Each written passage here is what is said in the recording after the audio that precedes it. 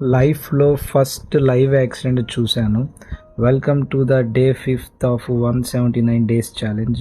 Morning ఆఫీస్కి వెళ్తూ videos తీసుకుంటూ వెళ్తున్నట్టు లైవ్ యాక్సిడెంట్ జరిగింది. 2 బైక్స్ డాష్ ఇచ్చుకున్నాయి.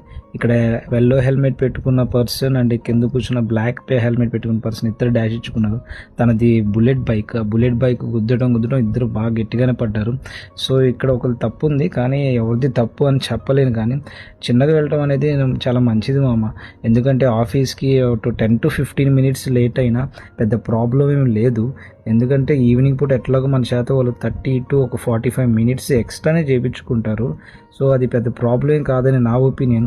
స్లోగా వెళ్ళటం అనేది చాలా మంచిది. అటు మనకి మంచిది, అవతల పర్సన్స్ ఎవరైతే వస్తున్నారో వాళ్ళకు కూడా మంచిది. ఇట్లా చేస్తే ఇద్దరికీ మంచిదని నా opinion. So coming to the workout, today workout వచ్చేసరికి లెగ్ వర్కౌట్ చేశాను. ఇంకా అట్లా జిమ్కి వెళ్ళేసి స్టార్టింగ్కే లెగ్స్ ప్రెసెస్ చేసుకొని తర్వాత లెగ్ ఎక్స్టెన్షన్ చేశాను.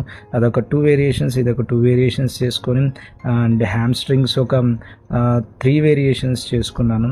సో ఫైనల్గా అండ్ లెగ్ ప్రెసెస్ ఒకటి చేసుకున్నాను. So that's it for today and see you on next video.